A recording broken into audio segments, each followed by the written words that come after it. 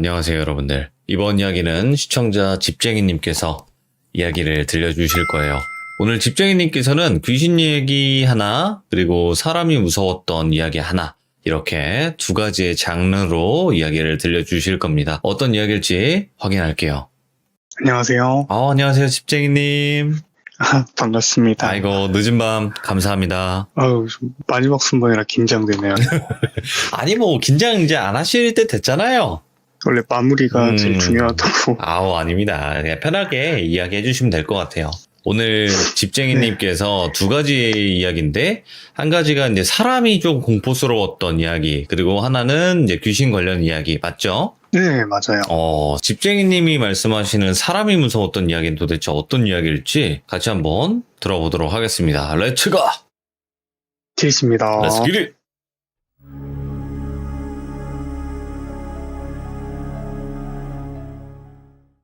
제가 오늘 해드릴 이야기가 짧게 두 가지인데, 이거는 제가 아는 지인이 간호 국가고시 합격을 하고 나서 현재 간호사를 하고 있는 지인이에요.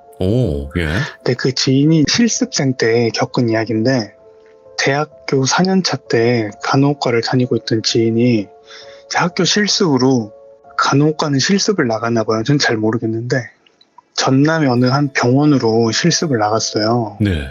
그 병원이 그렇게 크지는 않았는데 갖춰져 있을 건 다 갖춰져 있는 그런 병원이었대요. 사람들도 원장들도 그렇게 나쁜 사람들도 아니었고, 이제 대부분 병원이 막 그렇게 큰 대형 병원이 아니기 때문에 할 일은 그렇게 많지가 않았대요. 네. 이제 어딜 가던 신입이 오면 사수가 따라붙게 되잖아요.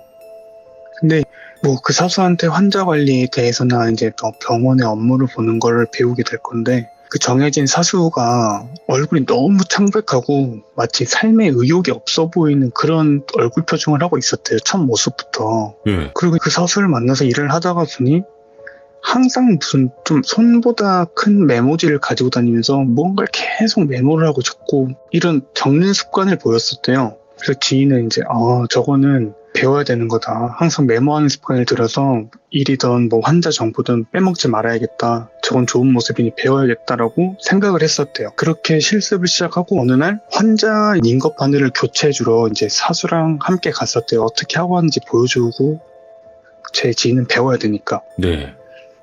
근데 이게 그냥 링거가 다 돼서 교체를 하는 게 아니라 요즘은 그 링거 바늘이 쇠 바늘이 들어갔다가 빼면 플라스틱 관만 이렇게 들어가 있다 그러더라고요. 근데 저는 잘 모르겠어요. 주사를 많이 안 맞아봐서. 근데 그때 교체를 한 이유가 링거가 다 된 게 아니라 그 안에 플라스틱 관이 휘어져서 링거가 들어가지 못하니까 터졌었대요. 예. 그래서 그거를 교체해야 되는 상황이었고, 제 지인이 그걸 처리하기는 아직 미흡하니까 사수가 교체를 하겠다며 이제 그걸 하는 모습을 보여줬대요. 네. 그런데 보통 의료 폐기물은 간호사들이 끌차 가지고 다니면 하얀색 폐기물통이 있대요.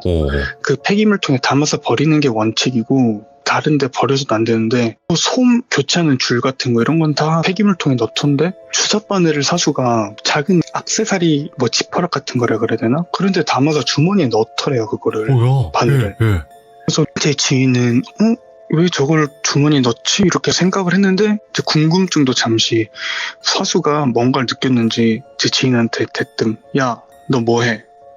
가서 다른 환자들 혈압 측정하고 와. 이렇게 하고 되게 딱딱하게 말을 했대요. 하루에 단 5마디도 하지 않는 사람이 그때 갑자기 그렇게 말을 했다라는 거예요. 그래서 일단은 시키는 거 해야 되니까 오전 일과를 정신없이 막 그렇게 지나가고, 잠시 혼자 간호사 대기실에 앉아있던 지인이 좀 전에 그 일을 떠올리면서 근데 왜 바늘을 주머니에 넣었을까 하면서 폐기물통에 넣어야 되는 게 맞는데 이게 배우는 거랑 실전이랑 좀 다른가 이렇게 생각을 했었대요. 그러면서 폐기물통을 뒤져봤대요. 정말 가져갔나 싶어서.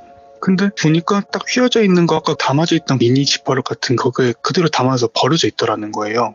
그래서 사수가 급한 마음에 잠깐 주머니에 넣었다가 폐기물통에 넣었나 보다라고 생각을 했었대요, 그날은. 그리고 별다른 일 없이 그렇게 하루를 마무리를 했는데, 지인이 총 14일 정도 되는 실습 기간에 그 병원을 머물렀는데, 그 기간 동안 사수가 항상 같은 표정에 웃는 얼굴을 한 번도 안 보이고 계속 삶에 의욕이 없는 표정으로 마지막 날까지 같이 보냈는데, 마지막 날 오전 근무를 하고 점심을 먹고서 혼자 쉬고 있는 시간에 이제 실습생이다 보니까 본인은 정식 간호사처럼 막 점심시간도 그렇게 쫓기진 않았나 봐요. 예.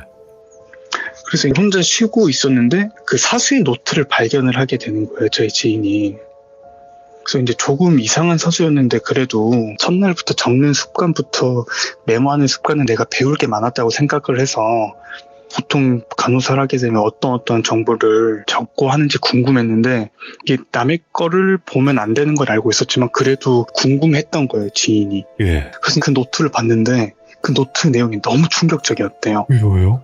일단은 자기가 그 지인이 병원에 오기 전부터 빼곡하게 썼던 것 같은데 일단은 날짜가 끊긴 걸 보니까 그 전에 썼던 것도 분명히 메모지가 있었을 것 같대요. 근데 지인이 본 메모장에 적혀져 있던 내용이 몇 월 며칠 몇 일 무슨 환자의 피는 끈적하고 맛이 없었다. 몇 월 며칠 몇 일 땡땡땡 환자는 오늘 처음 입원을 했는데 그 사람에서 풍기는 채취가 정말 나를 미치게 한다. 뭐야? 땡땡월 땡땡일 땡땡요일 잠들어 있는 환자의 병원복을 환복을 시켜주었다. 수술함에 튀었던 핏자국 다른 사람 피 냄새랑은 다르게 너무 향기로웠다. 옷에 묻어 있어 아쉬웠지만 어떤 날은 또 땡땡월 땡땡일 무슨 요일 실습생이 나를 이상한 눈빛으로 본다. 본인 얘기가 나온 거예요. 오, 예. 근데 거기서 너무 충격적이었던 게 그냥 정말 글씨로 이상하게 보긴 너도 맛보면은 내 마음 알걸? 이렇게 써져 있었다는 거예요. 다른 거에서도 너무 충격적이었는데 예. 본인 얘기가 나오니까 완전 이 사람이 너무 당황을 했대요. 예. 근데 그 뒤에 충격적인 게 아까 그 폐기물 통해서 나왔다는 바늘. 땡땡땡 환자 주사 바늘에 묻어있던 피 정말 신선하고 내겐 너무 향기로웠다. 여기서부터 지인이 더 이상 메모장을 넘기지를 못했대요. 너무 무서워서. 그래서 일단 그 자리에 있는 것도 그렇고 일단은 자기가 보던 메모들을 덮어서 그 자리에서 나왔는데 원래 그 지인이 봤던 노트를 다시 제자리에 가져다 놔야 되잖아요. 근데 그걸 깜빡하고 너무 그냥 당황스러운 나머지 자기가 보고 있던 테이블에 덮어놓고 와버린 거예요. 어이구, 예. 되게 큰 실수를 한 거죠. 이제 그렇게 다시 오후에 그 일과가 시작이 되면서 마지막 실습까지 병원 마감할 때까지 별 탈 없이 정리를 한 다음에 병원 관계자랑 인사를 하고 좋은 조언도 나누고 이런 식으로 마무리를 했는데 그 사수가 안 보이더래요. 그래서 이제 야간 줘도 도니까 이렇게 인수인계하고 그러느라 바쁜가? 라고 생각을 하고서 차라리 잘 됐다. 어차피 내가 그 노트를 본 이상 그 사람을 못 볼 것 같았다고 이렇게 말을 해주더라고요. 예. 그래서 저는 그 이야기를 듣는 입장에서 그럴 수 있다라고 했는데 그 누나가 그렇게 인사를 하고 이제 병원이 마감을 하면 네. 이제 1층 로비 있는 데는 불을 다 끄고 병실만 운영을 하잖아요. 보통 작은 병원들은. 원래? 이렇게 말을 하더라는 거예요. 그래서 지인이 뭐야 하면서 뛰쳐나왔다고 이제 이야기는 마무리가 됐는데 저는 좀 약간 색다르게 무서운 거 이게 약간 사람들이 어떤 거에 집착을 하는 게 있다고 하잖아요. 어떤 사람은 맞는 걸 좋아하거나 때리는 걸 좋아하거나 어떤 특정 물질 물체에 대해 집착을 하는데 이 사람은 약간 그 영화 향수 보면 사람의 채취에 대해서 막 되게 그러잖아요. 그 주인공이. 네. 약간 그런 부류의 사람이었던 것 같아요. 사람의 몸에서 나는 채취를 좋아하고 하물며 피가 왔다 갔다 한 그 관에 있는 피를 먹어봤다는 건데 와. 그래서 저는 제가 겪은 일 아닌데 그 지인이 겪은 이야기를 들으니까 너무 무서운 거예요. 아니 흡혈귀야 뭐야.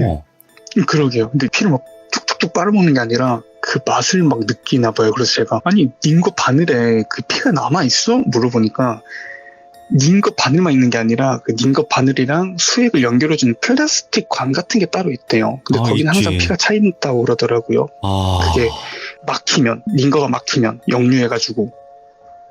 와, 아니 그러려고 간호사 했나? 모르겠어요. 제가 간호사인지 간호조무사인지 이런 건 안 물어봤어요. 그 이상한 사람이. 근데 일단 병원에 있었으니까 야근까지 하고 있으니까 간호사였겠죠. 아무래도. 아니 그러면 그 지인분은 그러고 나서 네. 의사한테 말을 한다거나 아니면 주변 지인 동료분들에게 얘기를 한다거나 이런 건 없었대요? 네. 그거는 제가 물어보지는 않았어요. 근데 실습이 끝나면 다시 학교에 가서 공부를 하고 네네. 대학교 말에 국가고시를 준비를 하니까 그 다음에는 그 병원을 갈 그것도 아니었고 이제 광주에 있던 지인이었는데 광주광역시. 네. 근데 광주광역시지만 그 주변에 그 화순 어디 등등 하면 다 전라도권이에요. 이제 다른 학생들은 그렇게 다 광주권을 갔는데 그 지인이 전남권을 어떻게 자리가 나서 거기로 갔기 때문에 그 병원을 다시 갈 일은 없었겠죠. 아무래도 이거를 이야기를 하면 아무래도 사람이 겁먹으면 네네. 보통 누군가한테 말할 거 생각하면 좀 후환이 두렵기도 하잖아요. 안 좋은 거에 대해서 말을 하면. 그래서 이제 그런 일이 있었다라고 말을 해주더라고요. 이것도 유튜브에 올라가게 되면 그분이 댓글 다는 거 아니겠지? 맛있다니까 너도 해봐 이러면서. 근데 좀 소름 끼치더라고요. 이게 좀 약간 색다른 걸로. 근데 진짜 세상에 별의별 사람. 그런 분이 계세요.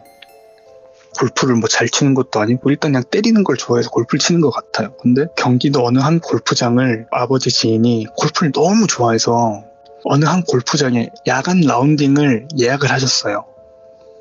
라운딩이 이제 그냥 그 골프장에 골프를 치러 게임을 하러 간다 이거였는데 그분이 야간 라운딩을 예약을 하셨다면서 저희 아버지한테 가자고 4명 맞췄다. 그래서 아버지를 꼬드겨서 이제 제 아버지도 골프를 워낙 오래 하셨고 좋아하셔서 그래 가자 오랜만에 한번 가자고 가셨대요. 이렇게 야간 골프를 치기 위해서 어느 한 골프장에 도착을 했고 야간 라운딩이 시작이 됐는데 이게 뭐 골프장 같은 경우 1부, 2부, 뭐 3부 이렇게 나눠져 있어요. 시간대별로. 근데 3부 마지막 타임을 들어가신 거예요. 보통 경기가 끝나면 11시가 넘고 이런 시간이 되는데 일단은 늦지만 오랜만에 치자 해서 골프를 시작을 하셨어요. 그렇게 이제 1번 홀, 2번 홀, 3번 홀 뭐 문제없게 9번 홀까지 전반 게임을 치고 나오셨대요. 골프가 18개의 홀을 도는 거니까 9번 전후반으로 나누는데 이렇게 9번 홀까지 치고 그늘집이라는 음식점에서 간단히 먹거리와 막걸리 몇 통을 시켜가지고 이제 막 즐기신 다음에 이제 골프하는데 도움을 주신 매니저분이 이제 10번 홀 후반 게임 시작하실 때 됐다고 말을 해주셨대요. 그래서 이제 아버지랑 아버지 지인들이 준비를 하고 10번 후반 첫 게임을 시작하려고 그러는데 순서를 정하는 타임에서 아버지가 마지막에 된 거예요. 그래서 아버지 지인 3분이 다 치시고 마지막 아버지가 티샷 홀에 처음 티샷을 칠 때가 왔는데 골프라는 게 저기로 공을 치고 싶은데 지금 저기에 웬 할머니가 계신다.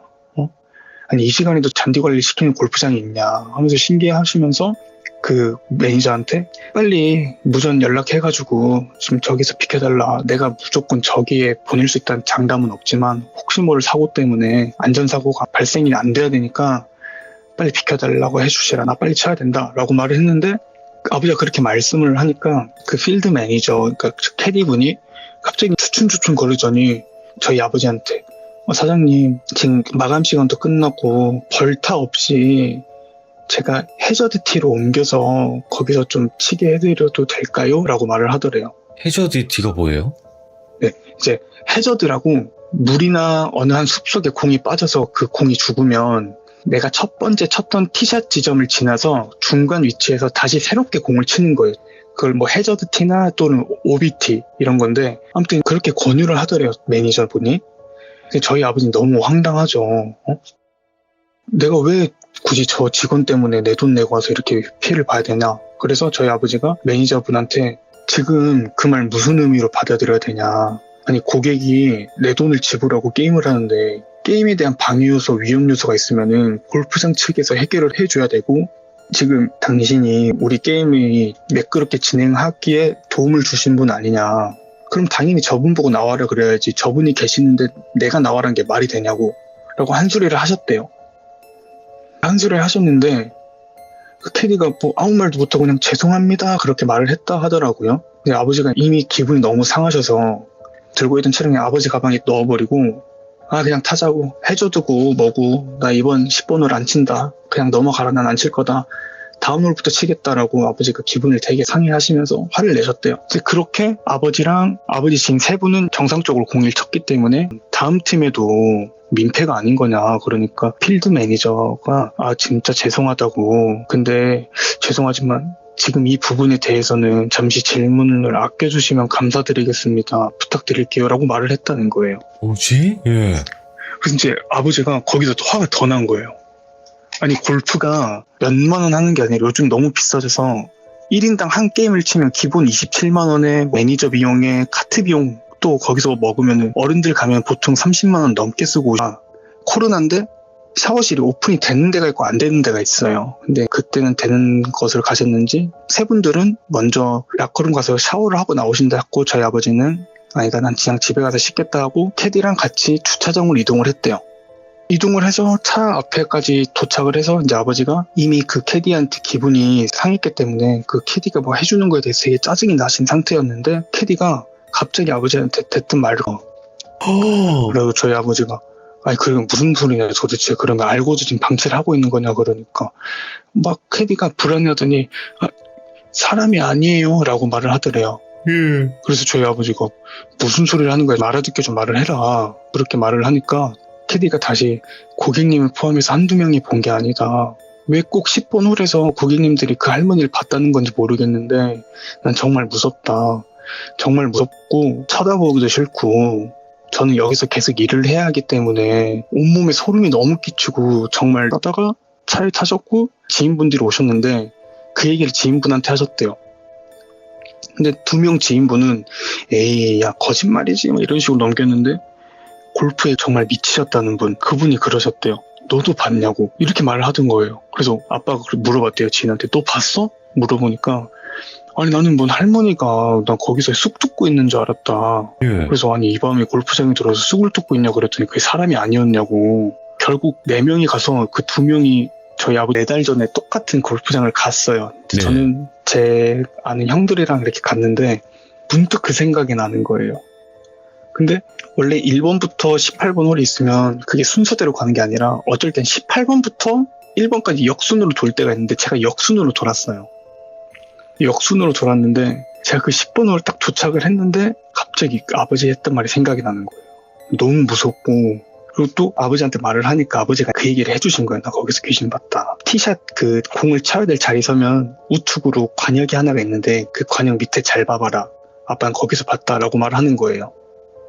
근데 이제 제가 봤을 때는 아무 느낌도 없고 뭐 보이지도 않았어요. 저는 그날 뭐 저희 지인들 다 보지도 못했고. 근데 괜히 소름이 끼치는 거죠. 거기 지나가면서. 그래서 제가 캐디한테 물어봤어요. 매니저한테.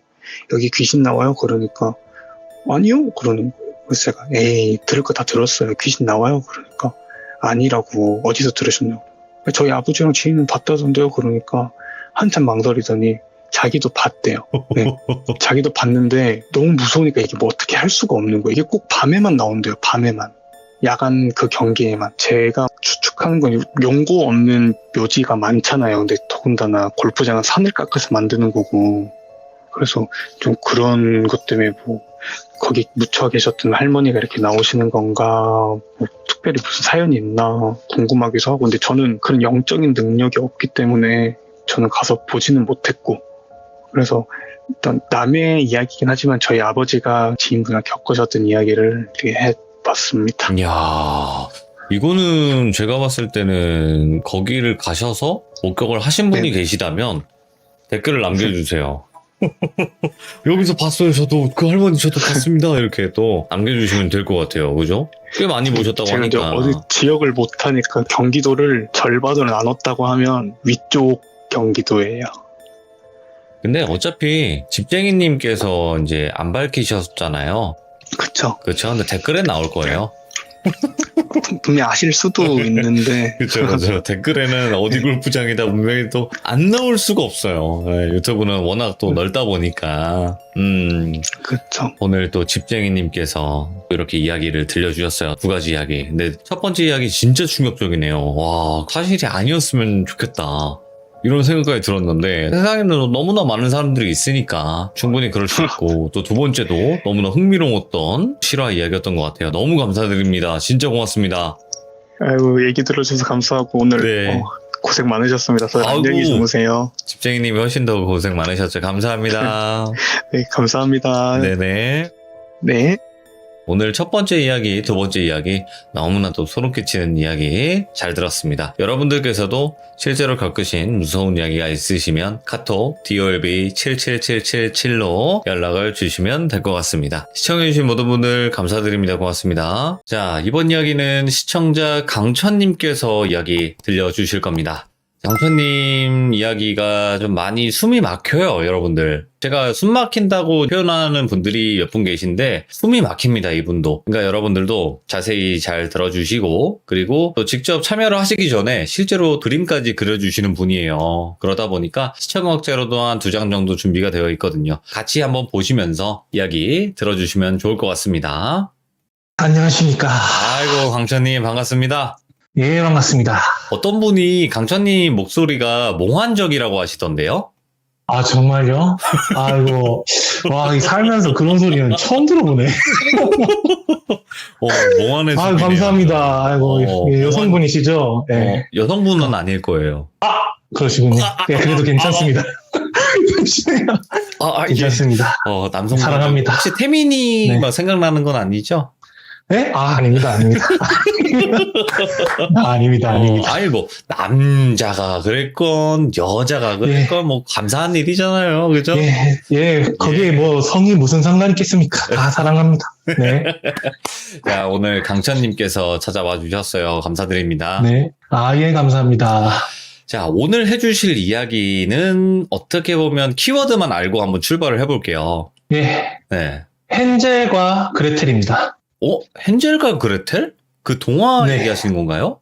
네, 맞습니다. 오, 그게 주제가 될 것 같다. 근데 뭐, 네. 빗대어서 이야기를 하신 거일 텐데, 바로 헨젤과 그레텔, 정말 더 소름 돋는 이야기로 출발을 해보도록 하겠습니다. 렛츠 고! 키리십니다. 렛츠 기릿!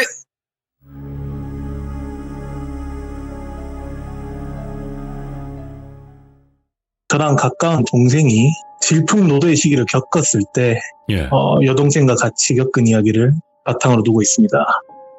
가명으로 오빠의 이름은 지호, 여동생의 이름은 지민이라고 하겠습니다. 정확한 시기와 이 특정 지역을 언급하는 것은 당사자가 원하지 않아서 함구하도록 하겠습니다. 지호와 지민이는 가정폭력에 시달리고 있었습니다. 새어머니가 가해자였는데 정확히는 폭언과 협박에 당하고 있었어요. 그때 두 남매의 나이는 세세히 말씀드릴 순 없지만 지호는 고등학생이고 지민이는 중학생입니다. 예. 할머니의 그런 행동이 날이 갈수록 점점 더 심해졌는데 오빠는 그래도 참으면 때문이라고 하더라고요. 지호와 지민이도 그중 하나가 된 거죠. 정말 엄청 긴 시간 동안 길거리를 방황합니다. 가출 초기에는 지호가 자기 아는 형이나 뭐 친구들 집에서 신세를 졌습니다. 예. 근데 아무리 친구 집이라지만 한 명은 그렇다 쳐도 2명을 받아줄 수 있는 집은 거의 없죠. 힘들죠. 예. 네, 그렇죠. 게다가 이 지민이는 여자애라서 지호 친구들도 부담이 어쩔 수 없이 남매가 헤어져야 해요. 예. 남자 쉼터랑 여자 쉼터로 갈리니까요.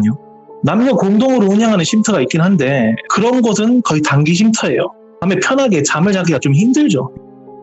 그렇게 이제 갈 수 있는 곳이 마땅히 없으니까 결국 그 두 남매가 갈라져서 쉼터에 들어가게 됩니다. 예. 그런데 쉼터에서 잘 생활하고 있다가 지민이 쪽에서 문제가 생겨요. 지민이가 속히 말해서 정치질에 휘말려요. 서열이 나뉘어진 그런 친구들과 지민이 사이에서 싸움이 일어난 겁니다. 예. 담배 문제 관련된 것 같아요. 담배가 나오면 즉각 퇴소입니다. 다 그런지 모르겠는데 그 쉼터는 그랬대요. 이야기를 들어보니까 그쪽 친구들이 지민이에게 담배를 떠넘긴 뭐 그런 일인 것 같더라고요. 숨겨놓고 막 이렇게. 네네, 맞아요. 그리고 이제 지민이는 안타깝게도 그 어린 나이에 흡연자였어요. 피할 수 없게 된 거죠. 그 외에도 친구들의 상습적인 폭언과 뭐 약간의 구타도 있었죠. 네. 여동생이 그런 상황에 휘말렸다는 걸 알게 되고 지호도 바로 퇴소합니다. 둘 다 쉼터에서 나오게 돼요. 지호가 우려했던 일들이 일어나 버리고 만 거죠. 결국 다른 쉼터를 이것저것 드나 아니면 교회 같은 곳을 찾아서 끼니를 때우거나 뭐 이런 험난한 생활에 서서히 둘 다 지치기 시작합니다. 지호가 너무 버티기 힘드니까 가출팸에 발을 들여야 되냐는 생각도 해봤대요. 근데 거기 들어가는 순간 끝이라는 건 지호도 알고 있었어요. 반드시 범죄와 엮이게 됩니다. 거기다가 여자애인 지민이가 딸려 있는데 거기 들어가면 얘가 절대 무사할 수 없습니다. SNS에도 도와달라는 요청글을 많이 적어봤대요. 요즘에는 그 SNS를 통해서 가출 청소년들을 도와주는 사람들을 제가 듣기로는 헬퍼라고 부르더라고요. 한 번 겪었다고 합니다. 근데 비상구에서 쪽잠을 자는 것도 한계가 있잖아요. 그렇다고 집에 돌아갈 수도 없어요. 어떻게 해야 할지 지호가 고민을 하다가 자기가 많이 의지했던 한 형님한테 전화를 걸었어요. 이 형님이 남매가 집을 나왔을 때 가장 먼저 도와준 형님입니다. 그리고 이 형님도 가출 경험이 있다고 하더라고요. 이미 형님에게 신세는 졌지만 정말 오갈 데가 한 것도 없으니 다시 한번 도와달라고, 분이 정말 독실한 기독교 신자신데 오갈 데 없는 가출 청소년들을 집에 들이셔서 밥도 먹여주시고 재워주시고 하나님 말씀도 들려주시면서 멘탈도 치유해주시는 그런 좋은 분이야. 나도 거기서 몇 개월 동안 그분한테 신세를 졌어. 정말 좋으신 분이시니까 너랑 지민이도 분명 받아주실 거야.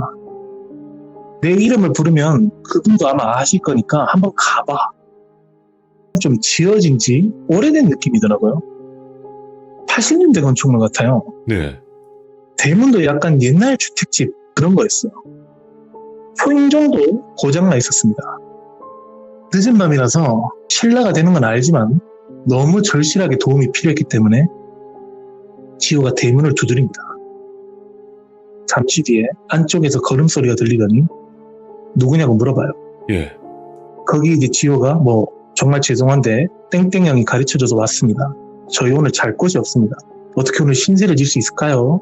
이런 식으로 공손히 물어봤어요. 그때 대문이 열리고 영선 아주머니가 나타납니다. 두 남매가 그날 밤 대문 앞에서 본 영선 아주머니에 대한 인상을 제가 직접 듣고 그려본 그림입니다. 이거 보라 예. 색깔 그 아이섀도우인가 그거네요. 네, 맞습니다. 일단 그림에 보시는 대로 약간 통통하신 체격이었고요. 태민이 아닙니다, 여러분. 태민이 아닙니다. 태민이 아니에요. 태민이 아닙니다. 예. 통통하신 체격이었고요. 살짝 인상이 날카롭다고 합니다. 근데 좀 이상한 점이 그때가 10시가 넘은 늦은 밤이었는데 아주머니를 보니까 귀걸이랑 목걸이도 걸려 있었고 화장까지 한 상태였다고 하더라고요. 예. 보통 그 시간대에 집에 있으면 잘 준비를 하니까 세안도 다 하고 편한 차림이었을 텐데 말이죠. 아무튼 이 아주머니가 땡땡이 옛날에 우리 집에서 지냈던 그 애 말이니 이렇게 물어보더래요. 지호도 다행히 집을 잘못 찾은 건 아니구나 해서 맞다고 하니까 아주머니도 너희들도 혹시 가출했냐면서 안타깝게 물어보시더라고요. 네. 네. 남매들이 그렇다면서 사정을 좀 봐달라고 하니까 다행히 아주머니가 그 형님이 말했던 대로 아무런 거리낌도 없이 정말 따뜻하게 받아주셨대요. 그때 남매들이 너무 감사해서 그 자리에서 울 뻔했어요. 예. 그래도 오늘 밤은 비상구에서 자지 않아도 되겠구나. 근데 아주머니가 현관문을 열고 집안을 안내해 주시는데 불을 안 켜셔요. 그리고 전등 대신에 거실 곳곳에다가 촛불을 켜놨다고 합니다. 예. 얘네 둘은 진짜 밤에 촛불 켜는 거 처음 봤대요. 너무 생소한 장면이 펼쳐지니까 남매가 당황을 합니다. 예. 뭐야, 정전이라도 됐나? 멀쩡한 전등을 놔두고 촛불을 여기저기 켜놨어요. 집에 양초도 정말 많고. 두 남매가 이제 뭔가 이상하니까 아주머니에게 정전이라도 났냐고 물어봤는데 아주머니가 그런 건 아니라면서 그냥 내가 전등빛을 싫어한다. 이 전등빛을 계속 받고 있으면 몸에 해롭다. 예. 그런 식으로 말씀하시는 거예요. 전등을. 그렇게 생각할 수도 있나? 세상 사람들마다 각자 생각은 다르니 일단 남매도 알았다고 해요. 그 영선 아줌마가 빈 방으로 안내해 주셔요. 원래 이 방이 그 아주머니 아들분이 사용하신 방인데 오래전부터 아들분은 해외로 나가서 일을 하고 계셔서 한국에 잘 안 돌아오신대요. 그러니까 혼자 사시는 거죠. 영선 아주머니 사연을 들어보니까 우리 아들이 예전부터 집안이 좀 가난해서 고생을 많이 했는데 이렇게 가출 청소년들을 보고 고생한 아들이 많이 생각나서 그때부터 얘네들이 먹여주고 재워줬다고 해요. 근데 계속 강조하시는 게 집에 있는 전등을 켜지 말아달라고 해요. 계속. 네, 계속 전등을 켜지 말래요. 그리고 그 방에 있는 스위치는 아예 떼내버려서 선을 잘라버렸더라고요. 일단은 알겠다고 합니다. 뭔가 특이하신 분이긴 한데 뭐 그 형님이 그렇게 좋은 분이라고 말하셨고 이렇게 받아주신 것도 감사하니 최대한 영선 아주머니의 말씀에 두남매도 맞추기로 했어요. 예. 그렇게 그날 밤은 편하게 보냈답니다. 두남매가 정말 오랜만에 따뜻한 잠자리에서 아침을 맞이하게 됩니다. 영선 아주머니가 아침밥까지 차려주셨어요. 너무 감사하죠. 정말 오랜만에 따뜻한 아침밥이에요. 그렇게 남매 둘이 영선 아줌마가 정성스럽게 차려준 아침밥을 먹으면서 아주머니와 얘기를 많이 나눠요. 이야기의 내용은 대충 왜 가출을 했고 그동안 어떤 식으로 지냈냐 그런 형식이었고 네. 거기에 지호도 이런저런 일이 있었다 그렇게 이유를 말해줬는데 아주머니가 굉장히 공감을 많이 해줬대요. 그러면서 두 남매에게 위로를 해준다고 기도를 드려요. 거기에 지호도 이제 그래 이 아줌마 기독교 신자라고 했지 그런 생각을 하고 있는 찰나에 뭔가 영선 아주머니 입에서 이상한 단어가 하나 나왔습니다. 예. 신명민들이라고 했대요. 신명민들. 천주교에서는 하느님, 개신교에서는 하나님 이렇게 부르잖아요. 네. 근데 이 아주머니는 신명민들이라고 했대요. 신자의 밝을 명자거든요. 네. 저는 그 기독교에서 이렇게 말하는 걸 한 번도 들어본 적이 없거든요. 예. 혹시 기종님들 중에서 기독교 신자분이 계시면 아시는 분이 있는지 모르겠는데 아무튼 신명민들이라고 불렀답니다. 예. 영선 아줌마가 말하기를 사실 우리가 알고 있는 불교나 기독교 같은 종교는 전부 다 잘못됐대요. 원래 신이란 건 다 인간 마음에 깃들어 있다. 그게 바로 신명민들이다. 신명민들의 이미지를 다른 종교들이 뺏어서 제각각 다르게 묘사한 것이다. 이런 뉘앙스의 말이었대요. 예. 그러면서 우주의 진리, 태초의 뭐시기 이런 말을 해요. 이 신명님들은 사실 인간들이 어떻게 행동하냐에 따라 직접 강림할 수도 있고 벌을 내릴 수도 있다. 네. 그리고 나는 내 마음속에 있던 신명님이 직접 밖으로 나와서 강림하셨다.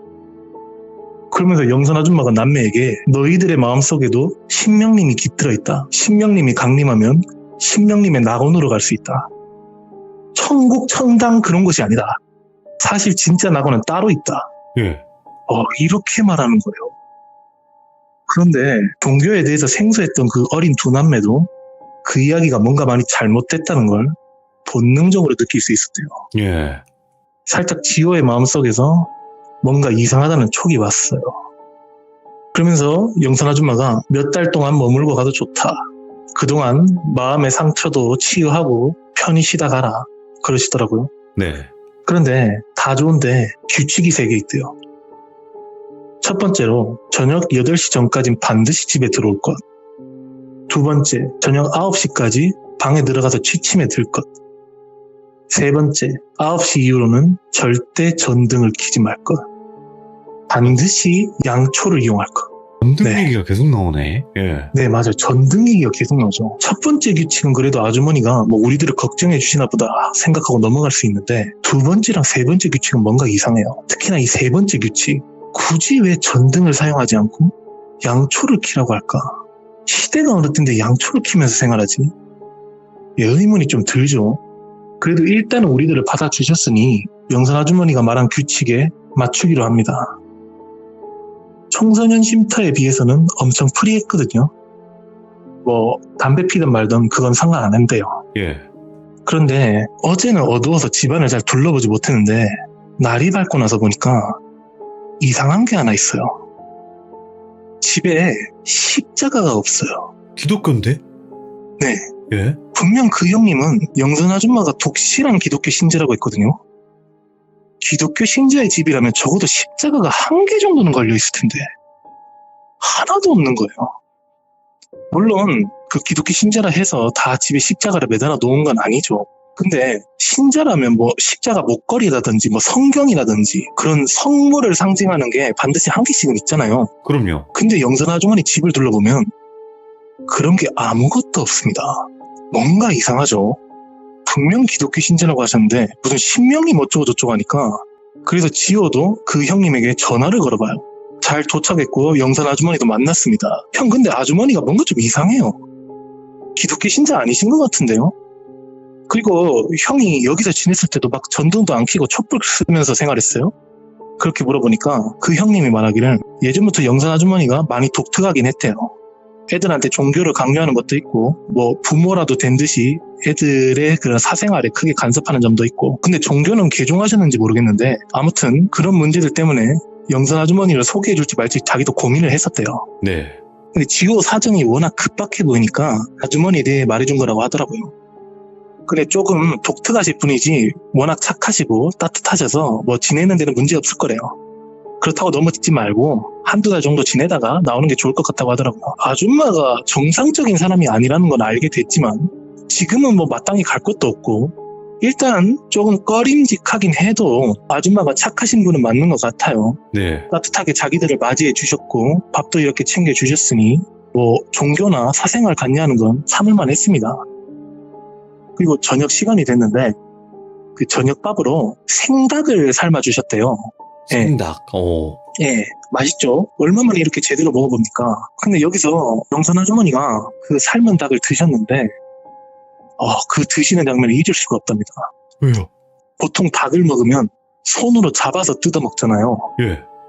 근데 영선 아주머니는 이렇게 표현하기 좀 그런데 몇 날 며칠 굶은 강아지가 밥그릇에 담긴 사료를 퍼먹듯이 그렇게 먹는 거예요. 왜요? 그러니까 머리를 완전 그릇 쪽으로 가까이 당겨서 두 손으로 닭을 들고 완전 얼굴을 밀착해서 개걸스럽게 파먹는 거예요. 예. 약간 좀비들이 시체 파먹듯이 그런 느낌이었대요. 지호의 마음속에 슬슬 불안감이 올라옵니다. 예. 근데 아직까지는 길거리에 다시 나가기 싫고 이 집에서 편하게 그냥 자고 싶다는 마음이 그 불안감을 억누르고 있어요. 그리고 규칙대로 남매들은 9시에 방으로 들어가고 집에 모든 불을 끕니다. 남매도 방 안에서 촛불만 켜놓고 들어왔대요. 예. 근데 역시나 잠은 안 오죠. 둘이 그냥 폰을 하면서 누워있었다고 합니다. 여기서 지민이가 지호에게 이런 말을 했대요. 우리 그냥 다른 데로 갈까? 지호도 역시 뭔가 이상하게 했는데 예전에 겪은 일에 비해서는 여기가 훨씬 낫다고 생각합니다. 네. 앞서 말했지만 두 남매는 예전에 헬퍼의 집에서 머물었던 적이 있는데 거기서 범죄가 일어날 뻔했어요. 근데 여기 영선 아줌마는 조금 특이하시긴 해도 막 자기들한테 범죄를 저지르거나 그러진 않잖아요. 오히려 엄청 친절하시고 매 끼니도 챙겨주셔요. 그리고 수중에 돈도 한 푼도 없고 이 동네는 완전 처음이에요. 또다시 길바닥 생활을 하기에는 너무 힘들어요. 그렇게 지호가 지민이를 약간 안정시키듯이 뭐 아줌마가 좀 특이하다고 형이 말했었어. 근데 좀 특이하기만 하지 문제될 건 없지 않냐 이렇게 말하니까 지민이도 우리들이 지금 처한 상황을 다시 한번 되돌아보고 그냥 여기에 머무르기로 했죠. 근데 그런 지민이의 생각은 이틀째 밤에 완전 박살이 나버립니다. 왜요? 12시쯤 됐는데 지호는 자고 있었고 지민이가 화장실에 가고 싶어서 방을 나갔습니다. 이 집 구조가 남매가 쓰는 방이랑 영선 아줌마가 쓰는 안방이 마주보고 있어요. 그러니까 방문을 열면 눈앞에 바로 안방문이 있는 거죠. 근데 지민이가 화장실을 가려다가 닫혀있는 안방문 너머로 이상한 소리가 들렸대요. 대충 이런 소리였대요. 예를 들어서 뭐 막 이런 소리. 곤지담이라는 그 공포 영화에서 샤바샤바 귀신이라고 있거든요. 그거랑 알죠. 좀 비슷한 소리였어요. 예. 예. 도저히 그 해석할 수 없는 이상한 소리가 안방문 너머로 들렸습니다. 지민이가 그 소리를 듣자마자 발밑에서 머리끝까지 소름이 끼쳤대요. 뭔 소리야? 이거 영선 아줌마 목소리 맞긴 한데 뭐라고 하시는 거지? 그렇게 멍 때리고 방문 너머에 서 있는데 이러면서 딱 말이 멈춰요. 예. 그리고 저벅저벅 하면서 방문 쪽으로 다가오는 소리가 들렸대요. 지민이가 본능적으로 위험하다고 눈치채고 순식간에 자기 방으로 들어갑니다. 예. 들어오자마자 누워서 자는 척을 해요. 그리고 방문이 끼익 하면서 열립니다. 영선 아줌마가 방에 들어온 것 같아요. 예. 지민이가 눈을 꼭 감고 정말 혼신의 연기를 다해서 자는 척을 했답니다. 두 눈을 감고 있어서 확실하진 않지만 인기척이 느껴져요. 영선 아줌마 숨소리가 가까이서 들려요. 근데 귓가에서 콧바람이 느껴질 정도로 가까웠습니다. 그 상태로 정적이 흐르다가 지민아 자니? 영산 아줌마가 물어봅니다. 답하지 않습니다. 아무 대답도 하지 않습니다. 예. 그 상태로 그냥 누워있습니다. 그리고 아줌마의 발소리가 들리더니 문 여는 소리가 들리고 나갑니다. 문 닫히는 소리가 들리자 그제서야 지민이가 후 한숨을 쉬고 돌아봐요. 근데 영산 아줌마가 그대로 서 있어요. 문만 닫은 거구나. 네, 문고리를 오. 잡고 일부러 문 여는 소리를 내고 나가는 신용을 한 거예요. 지민이가 그걸 보고 얼어붙어요. 그러면서 영산 아줌마가 태연하게 깼냐고 물어봅니다. 깼어? 이러면서? 네. 지민이가 문소리가 갑자기 나서 깼다고 변명을 합니다.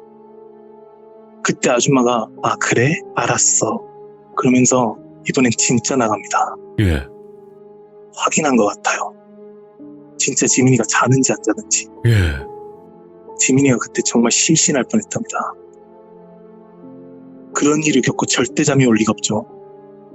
지민이는 그래서 아침까지 잠을 못 잤대요. 해가 뜨고 나서야 지민이가 지호에게 밤에 있었던 얘기를 해줬어요. 예. 지호는 직접 겪은 당사자가 아니니까 이야기를 듣고 공감은 해주는데 너무 민감한 거 아니냐는 식으로 말을 했었다. 왜냐면 이미 형님에게 영선 아주머니가 조금 특이하다고 들었으니까요. 네. 이 문제 때문에 남매 둘이서 좀 싸웠대요. 지호는 어느 정도 안주하고 싶어 했고 지민이는 이때부터 다른 곳으로 가자고 주장해요. 그치만 어딜 갑니까? 갈 곳도 없고 돈도 없어요. 아. 네. 적어도 돈이라도 있어야지 자기네들 동네로 돌아갈 수 있어요. 그렇게 여기서 큰일이 또 벌어지고 맙니다. 예. 지민이가 영선 아줌마가 말한 규칙을 어겼어요. 8시가 넘었는데 집에 돌아오지 않습니다. 예? 10시쯤 돼서 지호에게 전화가 와요. 자기가 대문 앞에 있는데 문 좀 열어달라고요. 아 근데 좀 꺼림직해요. 방에서 나가기가 좀 그랬어요. 어제 지민이가 그런 일을 겪었다고 하니까 근데 밖에 애가 기다리고 있다고 하니 결국 방문을 열고 나옵니다. 예. 방문 앞에 있는 그 안방 쪽을 보니까 일단 소리는 안 나요. 영선 아줌마가 주무시는 것 같아요. 지호가 살금살금 조심히 걸어가서 현관문을 열고 대문 앞에서 기다리고 있는 지민이를 데려옵니다. 여기저기 돌아다닌 것 같더라고요. 예. 지민이가 영선 아줌마 주무시냐고 물어보니까 아무래도 그런 것 같다고 말했어요. 예. 그래서 지민이가 화장실에서 간단히 씻고 들어가겠답니다. 지호가 소리 너무 나지 않게 조심히 씻으라고 하고 자기는 방에 먼저 들어왔어요. 근데 얼마 지나지 않아서 거실에서 지민이 비명소리가 들려요. 오. 폰을 보고 있던 지호가 너무 놀래가지고 바로 방에서 달려 나옵니다. 근데 거실이 온통 캄캄해요. 너무 어두우니까 아무것도 안 보여서 이제 폰 화면으로 불빛을 비추고 너무 다급한 나머지 반사적으로 스위치를 쳐서 전등을 켰어요. 불이 환해집니다. 확인해보니 부엌 쪽에서 지민이가 주저앉은 채로 울고 있었어요. 지호가 달려와서 애를 막 다독이고 왜 그러냐고 그랬겠죠. 근데 안방에서 영선 아줌마가 소리를 듣고 나오더니 지민이에게 먼저 다가오는 게 아니라 전등부터 끕니다. 그런 다급한 순간에 애가 어떻게 됐는지도 모르는데 전등부터 끄는 거예요. 그 다음에서야 촛불을 들고 지민이에게 다가와요. 그건 똑똑히 기억한대요. 예. 지호가 왜 그러냐고 물어봐도 애가 대답은 안 하고 울면서 무서우니까 제발 전등 좀 켜달라고 그것만 말했대요. 근데 아줌마 표정이 매우 안 좋아요. 그리고 끝까지 전등을 안 켭니다. 부엌에 있는 꺼진 촛불만 밝혔어요. 애가 그렇게 사정하면서 전등 좀 켜달라고 그랬는데도 끝까지 안 켭니다. 그리고 빨리 방에 들어가라고만 말해요. 예. 아줌마가 그렇게 나오시니까 일단 지호가 우는 지민이를 부축하고 방 안에 들어갔대요. 방 안에도 아예 스위치가 없으니까 촛불을 다 밝혔죠. 그래도 지민이가 진정이 안 되는지 계속 웁니다. 얼마 지나고 나서 그제서야 지민이가 입을 열어요. 씻고 나와서 물 좀 마시려고 부엌에 있는 정수기로 갔는데 컵에 물을 받고 있다가 갑자기 거실에 있는 촛불이 꺼졌대요. 예. 창문을 열어놓은 것도 아닌데 말이죠. 그렇게 갑자기 거실이 어두워지니까 지민이가 반사적으로 거실로 고개를 돌려요. 그 어두컴컴한 거실과 지민이 사이에는 부엌에 있는 식탁 위에 올라와 있는 촛불 하나만 밝혀져 있습니다. 예. 근데 식탁 위에 올라와 있는 그 촛불도 갑자기 꺼집니다. 마지막 남은 촛불은 싱크대 위에 있는 촛불이었어요. 근데 그거마저도 꺼집니다. 그때 지민이가 비명을 지른 거예요. 근데 여기서 중요한 건 그냥 촛불이 꺼진 게 아니었대요. 분명 지민이가 이 소리를 들었대요. 정확히 식탁 위에 있는 촛불이 꺼질 때 바람 부는 소리, 그 소리를 들었대요. 싱크대 위에 있는 불빛밖에 안 남았으니까 고개를 그쪽으로 돌렸죠. 그리고 그때 봤답니다. 이거 진격의 거인 같네? 예. 네, 저 그림은 싱크대의 마지막 촛불이 꺼질 때 그 순간에 지민이가 본 형체를 제가 증언에 맞춰서 그려온 그림입니다. 그것. 예. 네, 뒷모습이었대요. 근데 뒷모습만 봤는데도 사람이 아니라는 건 확실히 알 수 있죠. 예? 피부가 다 벗겨진 사람이 입으로 숨을 불어서 촛불을 끄고 있었습니다. 뭐예요, 이거? 저도 이게 뭔진 모르겠어요. 찰나에 본 장면이라서 직접 목격한 지민이도 확실히 눈에 각인되진 않았는데 제가 그려준 걸 보여주니까 얼추 비슷하다고 해요. 상황이 정말 심각해집니다. 지민이가 못 버티겠대요. 근데 이 늦은 시간에 이 집을 나가는 건 너무 무모하죠. 일단 지호가 지민이를 최대한 진정시키면서 나가도 내일 아침에 나가야 한다. 일단 오늘 밤은 여기서 지내자. 그러면서 지민이를 설득시킵니다. 예. 지민이는 지금 당장이라도 이 집을 나가고 싶었지만 자신들이 처한 상황은 누구보다 본인들이 더 잘 알죠. 이미 버스나 지하철은 다 끊겼고 여길 나가면 갈 곳이 진짜 없어요. 최소한 돈이라도 구하고 나가야 해요. 교통비가 있어야지 자기네들 동네로 돌아갈 수 있으니까요. 돈 때문에 발목이 잡혔습니다. 시간이 지나고 아침이 됐는데 영선 아줌마가 아침밥으로 그 백숙을 또 삶아주셨대요. 식탁에 앉아서 삶은 닭을 막 뜯어먹는데 또 영선 아줌마가 그런 식으로 먹어요. 개걸스럽게 말이죠. 지민이가 배는 고팠는데 도저히 목구멍으로 넘어가잖아요. 그때까지도 겁에 질려 있었어요. 식사를 다 마친 아줌마가 지민이를 보더니 어제 뭘 잘못했는지 지민이 스스로 한번 말해보래요. 그러니 지민이가 고개를 숙이면서 뭐 늦게 들어온 거요 이렇게 말했겠죠. 예. 왜 그렇게 늦게까지 안 들어온 거냐고 다시 물어보니까 지민이가 대답하길 망설여요. 그러니까 영선 아줌마가 내가 가출하는 애들을 얼마나 많이 봤는데 대충 왜 안 들어왔는지 사정 다 안다. 바른 대로 말해라. 이렇게 세게 나오시니까 지민이가 늦은 이유를 말해주는데 SNS에서 한 남자랑 만나기로 했는데 그 남자한테 자기가 입었었던 뭘 팔았대요. 오? 그 남자가 저녁밥도 사줬다고 하더라고요. 돈이 너무 절실하게 필요하니까 그런 방법을 택한 겁니다. 옆에 듣고 있던 지호도 좀 충격이었어요. 예. 예, 그런 거에까지 손을 대는 거죠. 영선 아줌마가 그 얘기를 듣고 화가 많이 났어요. 네. 내가 먹을 것도 잘 챙겨주고 잘 것도 다 이렇게 마련해 줬는데 돈이 왜 필요하냐면서 아직 고등학생도 안 된 어린애가 그런 사람들과 만나면 얼마나 위험한 줄 아면서 화를 내셨대요. 그럴 수는 있죠. 예. 예, 여기까지는 영선 아주머니 말이 맞죠? 예. 지민이가 약속을 어기고 잘못한 건 맞습니다. 근데 여기서 영선 아줌마가 너가 잘못한 죄를 정말 뉘우치고 있는지 네 마음속에 있는 신명님께 증명해 보이라면서 3일 동안 지민이 휴대폰과 그 남자가 줬던 돈을 자기가 관리하겠다는 겁니다. 예? 여기서 지민이도 그건 싫다면서 수긍을 안 해요. 지민이가 세게 나오니까 이젠 영선 아줌마가 옆에 있는 지호를 설득해요. 네 여동생 정말 이대로 가면 나쁜 일이 엮이고 말 거다.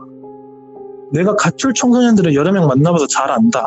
이런 쪽에 빠진 여자애들 내가 말해준 방법으로 나랑 같이 함께 이겨내면서 치료했다. 뭐야?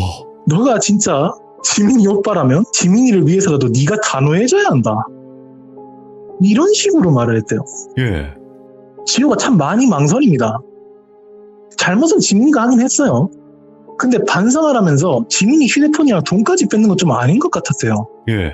그래서 지호가 여기서 지민이 편을 들어줬죠. 아줌마 그건 좀 아닌 것 같습니다. 그렇게 말하니까 영선 아줌마가 그러면 네 여동생이 또 나쁜 사람들이랑 휴대폰으로 만나서 잘못되기라도 하면 어쩔 거냐고 그렇게 물어봤대요. 이러시니까 또 할 말이 없어요. 예. 지민이가 그런 걸 한 건 처음이라서 지호도 좀 충격이었거든요. 그러면서 아주머니가 돈을 뺏겠다는 게 아니야. 지민이가 정말 그런 짓을 하지 않겠다는 걸 증명해줘야지 아줌마 마음이 편할 것 같아. 이러시는 겁니다. 그래서 결국에는 지호가 최대한 타협해서 돈은 안 뺐고 3일 동안 지민이 휴대폰을 영선 아줌마가 관리하기로 합니다. 또다시 그런 불순한 만남을 가지는 걸 방지한다는 명목으로요. 지민이가 어쩔 수 없이 휴대폰을 내줬죠. 지호도 따로 지민이한테 왜 그런 짓을 했냐면서 혼냈어요. 너 SNS에서 그렇게 한번 크게 되어보고도 아직도 정신 못 차렸냐. 진짜 아줌마 말대로 그 사람이 작정하고 너한테 그런 짓 했으면 어쩔 뻔했냐고. 밥도 사준 거 보면 분명 너한테 그런 제의를 했을 건데 내가 진짜 가출하면서 너 범죄 손 안 대게 하려고 얼마나 신경 썼는데 너는 왜 이렇게 나오냐. 이런 식으로 말했죠. 그러니까 지민이가 또 울더니 이 집을 나가려면 돈이 필요하니까 돈 필요해서 그랬대요. 아이고, 예. 예, 자기는 이 집을 너무 나가고 싶다는 거예요. 그 정도로 절박했답니다. 지민이가 그렇게 울면서 연하니까 지호도 갈등선에 놓입니다. 두 남매가 일단 바람을 쐬러 나가요. 공원 같은 곳에서 가서 숨을 좀 돌리는 거죠. 거기서 얘기를 좀 나눠본 결과 결국에는 지호가 며칠 뒤에 나가자고 지민이랑 약속을 합니다. 그래서 지호가 미리 머무를 장소를 좀 찾아보려고 친구들이나 지인들에게 전화를 돌려봅니다. 네. 돌리다 보니까 영선 아주머니를 소개해준 그 형님까지 왔어요. 지호가 형에게 지민이가 영선 아줌마를 너무 무서워하는 것 같다. 그리고 생활해보니까 영선 아줌마에게 확실히 문제가 있다. 그 집을 나와야 할 듯 싶다. 그렇게 말하니까 그 형님이 그럴 리가 없을 건데 라면서 아주머니가 뭐가 이상한데 한번 물어봤대요. 네. 그래서 이제 지호가 쭉 설명을 해줬죠. 지민이 말로는 귀신을 봤다고 한다. 그리고 아줌마 행동도 특이한 게 아니라 많이 이상하시다. 지민이 말로는 방에서 혼자 중얼거리고 닭을 이상하게 뜯어먹던데 보고 좀 꺼림칙했다. 그렇게 말하니까 이 형이 하는 말씀이 잠깐만 뭘 뜯어먹었다고? 그러시는 거예요. 예. 아주머니가 닭을 너무 개걸스럽게 드시더라. 그걸 보고 좀 섬찟했다. 그렇게 말하니까 형이 잠시 말이 없더니 영선 아주머니는 고기 안 드시는데? 뭐야? 채식주의자신데? 그 말을 들은 지호의 머리가 새하얘집니다. 근데 그 사진을 보면 누가 봐도 고기를 좋아하게 생겼는데? 네, 그렇죠. 예. 무슨 소리예요, 형? 다시 물어보니까 영선 아주머니는 입에 고기만 가져다 대도 구역질을 하실 정도랍니다. 예. 그분 체질 자체가 그렇대요. 그래서 형님이 그 집에 있었을 때도 영선 아줌마가 고기 요리는 해주셨는데 절대 손 안 대셨다고 하더라고요. 예. 그건 아주머니 체질이라서 절대 안 바뀐대요. 대화를 하면서 그 형님도 뭔가 이상하다는 걸 느꼈는지 너 영선 아주머니 생김새가 어떻던데? 라고 물어보니까 지호가 본 그대로 말해줬죠. 체격 좀 있으시고 눈매가 좀 날카로우시고 화장을 자주 하신다. 그렇지 않냐고 하니까 아니 애초에 채식주의자셔서 좀 마르셨고 뭐야? 성경을 읽는다고 항상 안경을 쓰고 다닌다고 하더라고요. 이 이야기를 듣고 뭐야? 지호와 지민이의 머릿속에서 나가야 된다는 경고벨이 미친 듯이 울립니다. 예. 형님이 그래서 일단 침착하고 영선 아주머니가 맞을 수도 있다. 내가 그분을 안 본 지 4년이 넘어가지고 그 안에 당연히 사람 인상이 바뀔 수도 있어. 그치. 근데 아무래도 거기는 나와야 될 것 같다. 일단 빠른 시일 안에 내 집으로 와라. 자세한 건 우리 집에서 얘기하자. 일단 거기를 당장 나오는 것만 생각해라. 하고 얘기를 마쳐요. 예. 완전 패닉입니다. 지호도 내일이고 뭐고 안에 당장에 이 집을 나가야겠다고 생각했어요. 예. 애들이 완전 혼이 빠졌습니다. 지민이는 그 형님이 해준 얘기를 듣고 너무 무서워서 도저히 다시 저 집에 못 들어가겠대요. 그럼 완전 귀신에게 홀린 것도 아니고 정말 말이 안 되는 상황입니다. 그러면 원래 영선 아줌마한테 전화를 해서 물어보면 되는 거 아닐까요? 예, 근데 그 형님이 전화번호는 모른대요. 아, 아까 말했듯이 그 아주머니의 전화번호는 모르고 주소만 안다고 했거든요. 아, 그 그러네. 네, 지호도 이게 도저히 믿기지가 않아서 영선 아주머니가 장을 봤던 그 마트를 찾아가서 물어봤대요. 영선 아줌마 인상착의와 생김새를 말해줬죠. 다행히 카운터에 있는 직원들이 알더라고요. 아줌마가 포인트를 쌌는데요. 그래서 지호가 혹시 아주머니 성함을 좀 확인할 수 있냐고 해서 찾아보니까 영선 아줌마가 맞아요. 이름이 맞아요. 아, 다른 사람은 아니구나. 그렇게 생각하는 찰나에 그 직원이 이어서 하는 말이 1년 전에 이사 오신 분이라 하더라. 본인이 직접 그렇게 소개했었다. 예. 와, 뭐지 이거? 그러면 저 아줌마가 영선 아줌마 흔적을 그대로 사용하고 있는 건가? 정말 혼란입니다. 뭐가 진짜인지 모르겠어요.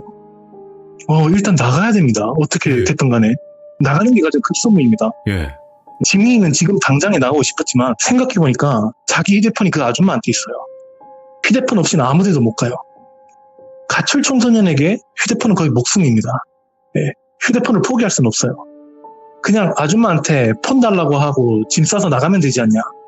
그러기에는 본능적으로 뭔가 위험할 것 같아요. 네. 정말 이 사람이 영선 아줌마가 아니라면 그동안 영선 아줌마인 척 연기를 했다는 건데 제정신이 아니란 겁니다. 그 여태까지 한 행동들도 보면 정말 정상인이 아니에요. 예. 괜히 신경을 자극시키면 뭔가 사단이 일어날 것 같습니다. 그래서 지호가 내일 아침 아줌마가 식재료를 사러 나갈 때 그때 안방에 들어가서 폰을 가지고 조용히 짐 챙겨서 나가자. 만약에 무슨 일이 벌어질 경우 그래도 내가 남자니까 아줌마를 제압할 수 있을 거고 그래도 돌발 상황이 벌어지면 그때 경찰을 부르자. 지금은 아줌마가 우리들을 학대하거나 폭행하거나 그런 게 전혀 없다. 괜히 일을 크게 만들 필요가 없다는 거죠. 지민이는 당장이라도 그냥 경찰 불러서 나가고 싶었지만 오빠 말에 따르기로 해요. 네. 집에 들어가기 전 지호가 지민이에게 평소대로 행동하라고 주의를 줬죠. 최대한 남매 둘이서 내색하지 않고 자연스럽게 행동합니다. 네. 밤에도 미리 짐을 다 싸놓고 자는 척을 합니다. 영선 아줌마가 식재료를 사러 나가시면 바로 폰 챙겨서 조용히 빠져나갈 계획이었거든요. 남매는 이 집과 저 아줌마는 더 이상 엮이고 싶지 않아요. 그냥 자신들만 조용히 빠져나가고 싶을 뿐입니다. 자, 그리고 때가 왔습니다. 지호가 누워있다가 앞방문이 열리는 소리가 들리고 아줌마가 현관문을 나섭니다. 미리 대기하고 있던 두 남매가 아줌마가 현관문을 나선 동시에 덩달아 본인들도 방문을 열고 안방으로 진입합니다. 먼저 지호가 자기 휴대폰으로 전화를 걸어요. 예. 지민이 폰에. 어디선가 지민이 벨소리가 들립니다. 소리가 나는 쪽으로 폰을 찾기 시작합니다. 서랍 쪽에서 나는 것 같아요. 맨 위에 있는 4층 서랍부터 열어보면서 지민이의 폰을 찾습니다. 찾다가 마지막에 있는 1층 서랍을 엽니다. 네. 지호가 1층 서랍을 열자 너무 놀라서 그 자리에서 엎어져 버려요. 왜요? 처음에는 시체인 줄 알았대요. 서랍 안에 빨간색 페인트로 범벅이 된 무언가들이 방치돼 있습니다. 예? 정신 차리고 다시 확인해보니까 십자가랑 성경이에요. 예. 그 외에 기독교를 상징하는 선물들, 십자가 목걸이, 팔찌, 예수상, 유리장식, 액자 그런 것들이 먼지가 쌓인 채 처박혀 있는 겁니다. 문제는 그냥 보관되어 있는 게 아니라 빨간 페인트로 선물들을 의도적으로 훼손시켜 놓은 거예요. 예. 일부 십자가들은 두 동강으로 쪼개놨을 정도로 분노가 고스란히 담겨져 있습니다. 페인트가 피 색깔과 너무 유사해서 시체인 줄 알았던 거죠. 그 예수님의 자화상이라고 해야 하나? 그게 액자에 담겨 있었는데 거기에도 페인트로 그렇게 훼손을 심하게 해놔서 사람 머리가 들어있는 줄 알았답니다. 야, 이건 신성모독인데. 네, 신성모독이죠. 그렇게 붉은색으로 범벅이 된 선물들 틈 속에서 지민이 휴대폰이 울려요. 서랍 안을 확인하고 나서야 지호가 확실히 느꼈습니다. 이 아줌마 미쳤다. 지민이가 질색을 하면서 폰을 잡아 올립니다. 예. 더 이상 이곳에 있을 수가 없습니다. 너무 위험합니다. 폰을 찾자마자 지호랑 지민이가 서랍을 닫고 영선 아줌마의 집에서 도망칩니다. 도망치는데 성공했어요. 예. 그 이후 두 번 다시는 그쪽 동네에 발도 들이지 않았다고요. 예. 불과 4일 만에 못 버티고 나온 겁니다. 그 사건이 벌어진 이후에 그 형님이 남매들의 얘기를 듣고 직접 영선 아주머니 집에 찾아가 봤습니다. 예. 그 아줌마가 영선 아줌마는 맞대요. 영선 아줌마는 맞습니다. 근데 이 아줌마가 3년 전에 교회에서 어떤 대출 관련 문제랑 엮여서 재산을 다 날렸대요. 예. 그때부터 기독교에 대한 불신과 증오를 갖게 됐다고 합니다. 네. 이 사건 때문에 아주머니가 충격을 먹어서 정신병을 앓기 시작했대요. 예. 근데 그때도 역시 기댈 수 있는 곳이 종교밖에 없답니다. 근데 이번에는 아주머니가 믿는 신앙이 뭔가 달라요. 네. 이 신앙에 대해서는 그 형님에게도 말해주지 않았다고 합니다. 이 신앙을 믿게 된 뒤부터 자기 앞에 신명님이 강림했다고 해요. 네. 아주머니가 이 신앙을 믿는 뒤부터 그렇게 급격하게 변한 것 같다고 그 형님이 추천합니다. 근데 어떻게 변했으면 채식주의자가 육식을 먹게 됐을까? 그러게. 대체 어느 정도길래? 사람을 완전 뒤바꿔놨습니다. 무서운 신앙이었습니다. 끝으로 지우가 돌비님 방송에서 한 가지 전하고 싶다고 하는데 예. 혹시나 정말 혹시나 예. 돌비님 유튜브를 보고 있는 가출 청소년이 있다면 예. 집으로 돌아가는 게 가장 좋겠지만 그건 현실적으로 어렵다는 건 본인도 잘 알고 있으니 예. 첫 번째로 헬퍼를 절대 믿지 마라. 그럼요. 요즘은 네, 그렇죠. 두 번째로 가출과 범죄는 상호관계니까 항상 경각심을 가져야 한다. 세 번째, 타인의 집에 머물렀을 경우 친절할수록 의심의 끈을 놔선 안 된다. 마지막으로 그 어디보다 청소년 쉼터가 가장 안전하다. 남매의 이야기는 여기서 마치도록 하겠습니다. 감사합니다.